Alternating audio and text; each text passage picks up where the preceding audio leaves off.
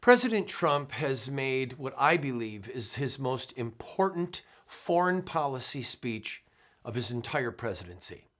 We're going to play it, all 9 minutes of it, and explain to you the implications it has for us, for Europe, for Iran, for the Middle East, for the world. I'm Randall Terry. This is Voice of Resistance.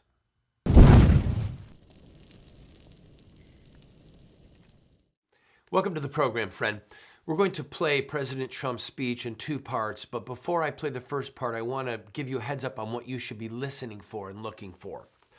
Number one, he starts off the press conference like out of the blue, Iran will never be allowed to have nuclear weapons. You're going to see that theme come up repeatedly in this speech.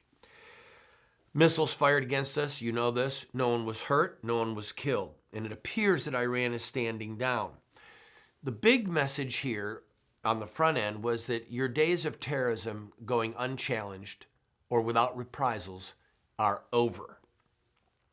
And again, no pursuit of nuclear weapons.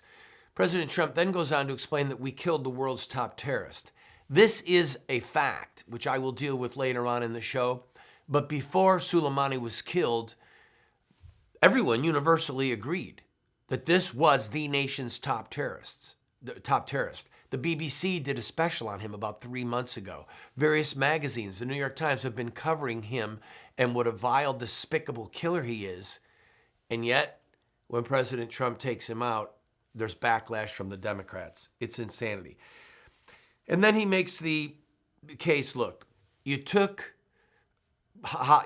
boarded oil tankers. You fired on Saudi Arabia. You shot down 2 U.S. drones. U.S. didn't do anything, but you killed an American. And if you kill an American, there will be reprisals. We are going to terminate people. That was the message here. President Trump showed enormous restraint when he did not react to those other things. But when an American was killed, now he's going to rain fire and steel on their heads. Last thing about this that you're about to see, remember, the U.S. held billions of dollars of Iranian money after the Shah of Iran was deposed and the Iranians took hostages. Obama gave that back. And then Obama delivered $1.8 billion, $1.8 billion in cash, literal currency. And the Iranians, as the chief sponsor in the whole world of state-sponsored terrorism, that means that the state, the government, actually writes the check or gives the cash to promote terror and to commit acts of terror. Iran used the money that we freed up for them and gave to them to buy the weapons, to build the weapons, to attack us. Here's President Trump. As long as I'm president of the United States, Iran will never be allowed to have a nuclear weapon. Good morning. I'm pleased to inform you the American people should be extremely grateful and happy. No Americans were harmed in last night's attack by the Iranian regime. We suffered no casualties. All of our soldiers are safe, and only minimal damage was sustained at our military bases. Our great American forces are prepared for anything. Iran appears to be standing down, which is a good thing for all parties concerned and a very good thing for the world. No American or Iraqi lives were lost because of the precautions taken, the dispersal of forces, and an early warning system that worked very well. I salute the incredible skill and courage of America's men and women in uniform. For far too long, all the way back to 1979 to be exact, nations have tolerated Iran's destructive and destabilizing behavior in the Middle East and beyond. Those days are over. Iran has been the leading sponsor of terrorism, and their pursuit of nuclear weapons threatens the civilized world. We will never let that happen. Last week, we took decisive action to stop a ruthless terrorist from threatening American lives. At my direction, the United States military eliminated the world's top terrorist, Qasem Soleimani. As the head of the Quds Force, Soleimani was personally responsible for some of the absolutely worst atrocities. He trained terrorist armies, including Hezbollah, launching terrorist strikes against civilian targets. He fueled bloody civil wars all across the region. He viciously wounded and murdered thousands of U.S. troops, including the planting of roadside bombs that maim and dismember their victims. Soleimani directed the recent attacks on U.S. personnel in Iraq that badly wounded 4 service members and killed 1 American, and he orchestrated the violent assault on the U.S. Embassy in Baghdad. In recent days, he was planning new attacks on American targets, but we stopped him. Soleimani's hands were drenched in both American and Iranian blood. He should have been terminated long ago. By removing Soleimani, we have sent a powerful message to terrorists. If you value your own life, you will not threaten the lives of our people. As we continue to evaluate options in response to Iranian aggression, the United States will immediately impose additional punishing economic sanctions on the Iranian regime. These powerful sanctions will remain until Iran changes its behavior. In recent months alone, Iran has seized ships in international waters, fired an unprovoked strike on Saudi Arabia, and shot down 2 U.S. drones.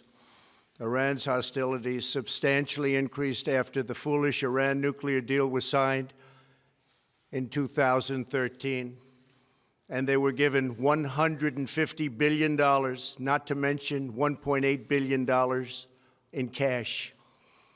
Instead of saying thank you to the United States, they chanted death to America. In fact, they chanted death to America the day the agreement was signed. Then Iran went on a terror spree, funded by the money from the deal, and created hell in Yemen, Syria, Lebanon, Afghanistan, and Iraq. The missiles fired last night at us and our allies were paid for with the funds made available by the last administration.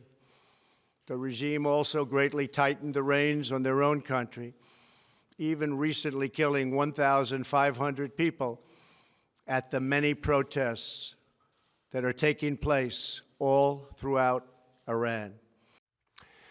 All right, I'm going to take a quick break. We will come back with the closing 4 minutes of his speech. Again, I believe this was the most important and in many ways brilliant speech, certainly the most important speech he has made regarding foreign policy since he took office. I'll be right back.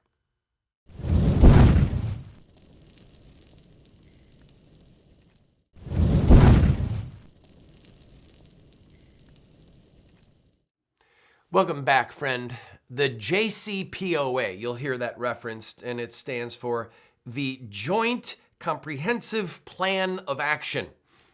That's the deal. It should be called the Joint Plan of Inaction because it's the deal that paved the way for Iran to get nuclear weapons 10 or 15 years down the road from the point that the deal was signed.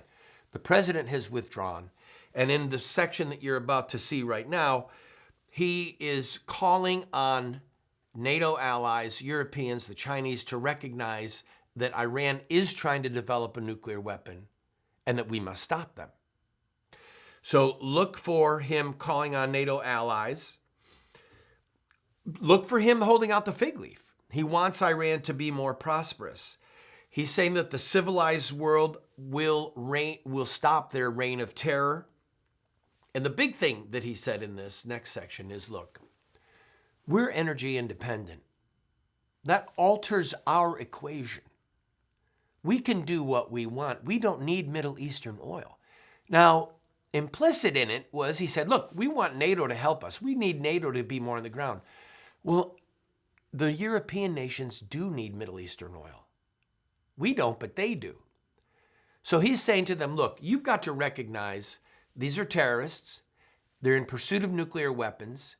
The JCPOA paved the way for them to get nuclear weapons. We all have to come together and say, look, Iranian, you're going to stop spreading terror and you're going to stop your pursuit of nuclear weapons, or we're going to stop you. And then finally, he again reaches out to the Iranian people saying, look, we want peace with you. We want you to be prosperous and have the future you deserve. Listen to the second half of President Trump's speech. The very defective JCPOA expires shortly anyway and gives Iran a clear and quick path to nuclear breakout. Iran must abandon its nuclear ambitions and end its support for terrorism. The time has come for the United Kingdom, Germany, France, Russia, and China to recognize this reality. They must now break away from the remnants of the Iran deal, or JCPOA. And we must all work together toward making a deal with Iran that makes the world a safer and more peaceful place. We must also make a deal that allows Iran to thrive and prosper and take advantage of its enormous untapped potential. Iran can be a great country. Peace and stability cannot prevail in the Middle East as long as Iran continues to foment violence, unrest, hatred, and war. The civilized world must send a clear and unified message to the Iranian regime. Your campaign of terror, murder, mayhem will not be tolerated any longer. It will not be allowed to go forward. Today, I am going to ask NATO to become much more involved in the Middle East process. Over the last 3 years, under my leadership, our economy is stronger than ever before, and America has achieved energy independence. These historic accomplishments change our strategic priorities. These are accomplishments that nobody thought were possible. And options in the Middle East became available.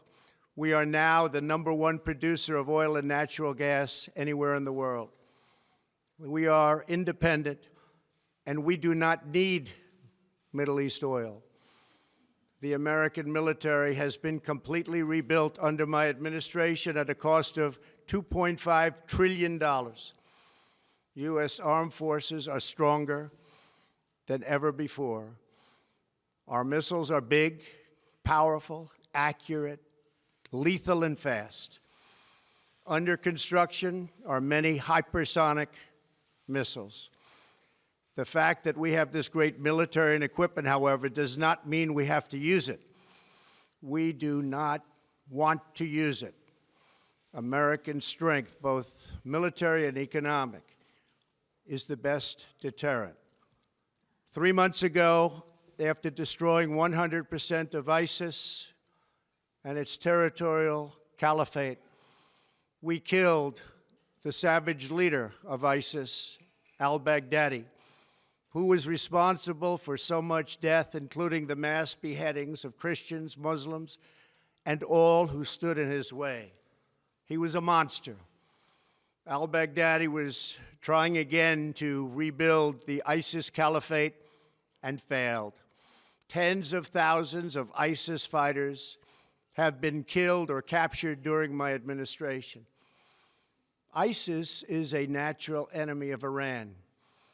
The destruction of ISIS is good for Iran, and we should work together on this and other shared priorities. Finally, to the people and leaders of Iran, we want you to have a future, and a great future, one that you deserve, one of prosperity at home and harmony with the nations of the world. The United States is ready to embrace peace with all who seek it. I want to thank you, and God bless America. Thank you very much. Thank you. Friend, I thought it was a work of genius. I'm going to come back in a moment and talk to you more about how this will impact us, about Soleimani, and what the future may or may not hold. Don't go away.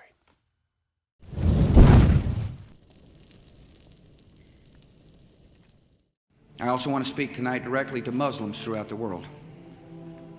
We respect your faith. Its teachings are good and peaceful.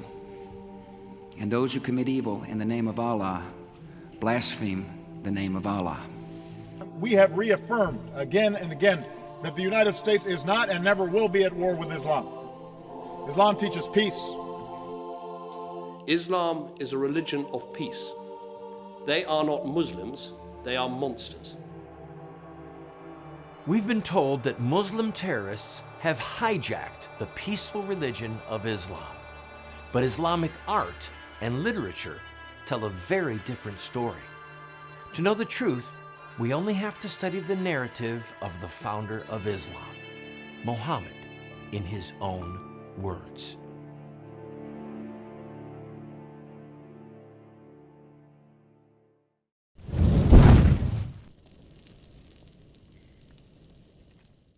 Welcome back, friend. It has been disturbing, amazing, and even a little bit disgusting to me to watch the Democrat response and some of the media response concerning the elimination of Soleimani. I'm going to read to you a few passages from an article written by General Stanley McChrystal, Iran's deadly puppet master. Now, this is a retired U.S. general. Listen to what he wrote. This was written a little less than a year ago while Soleimani was still alive. The decision not to act is often the hardest one to make, and it isn't always right. In 2007, I watched a string of vehicles pass from Iran into northern Iraq. I had been serving as the head of the U.S. military's Joint Special Operations Command, working to stem terrorism that had devastated the region, and I had become accustomed to making tough choices. But on that January night, the choice was particularly tricky. Whether or not to attack a convoy that included Qasem Soleimani, head of Iran's elite Quds force. There was good reason to eliminate Soleimani. At that time, the Iranian-made roadside bombs built and deployed at his command were claiming the lives of U.S. troops across Iraq. But to avoid a firefight and the contentious politics that would follow, I decided that we should monitor the caravan, not strike immediately. By the time the convoy had reached Erbil, Soleimani had slipped away into the darkness. These days, he still operates outside the spotlight. Soleimani has grown from a military commander into a ghostly puppet master. And he goes on to explain the death and mayhem that Soleimani is responsible for. This is an admission of guilt. This is a U.S. general who had the chance to take out the man who was directing the building of roadside bombs that were killing and maiming thousands of Americans and Iraqis and other people. Soleimani is the one who was in charge of torturing and killing Iranian citizens in the last month who were protesting against the Iranian government. So this general, to avoid a firefight and the contentious politics that would follow, allowed the puppet master, the ghostly puppet master who was orchestrating the murder of Americans, he let him slip into the night. It's an admission of guilt that President Trump doesn't have to make. Who knows how many more Americans would be alive had this Soleimani dude been taken out.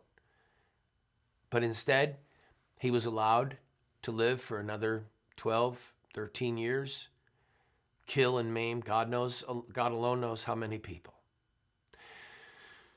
The BBC, as I mentioned, did a report on him. If you do a search online and look just over the last year or 2 years prior to when Soleimani was killed, you will see that everybody knew, universally, that this was the world's leading terrorist.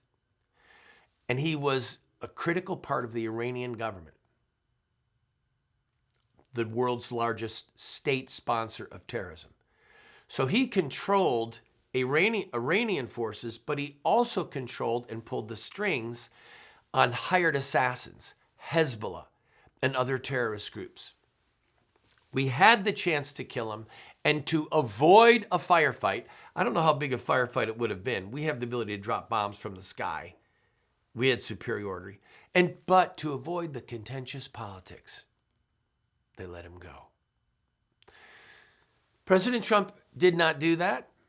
And he sent a message to the Iranians. He said, look, our missiles are big, they're fast, they're lethal.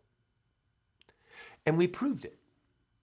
We just took out one of the top leaders of the Iranian terrorist regime, the top terrorist in the world. We took him out without losing a single American life and without any boots on the ground.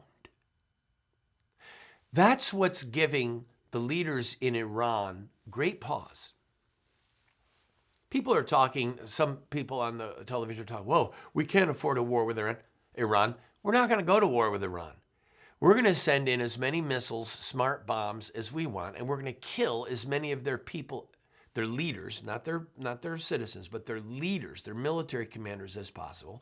We're going to destroy as many of their munitions depots as we need to. And if it comes to it, we will destroy their ability to make a nuclear bomb. Now, when we come back, I'm going to explain to you the theology from the Islamic perspective, which will show why President Trump's obsession with stopping Iran from getting nuclear weapons is actually an obsession for survival. I'll be right back.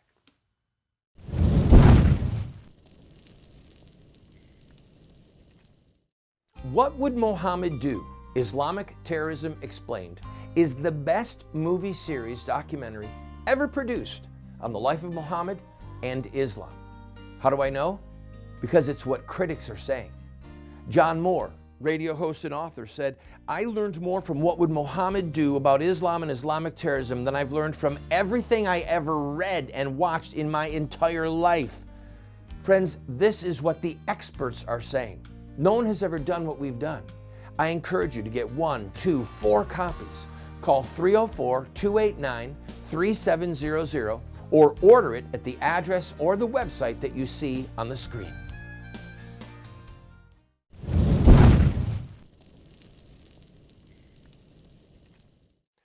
One of the problems with modern analysts is that they don't have a theological grid through which they can view something or someone.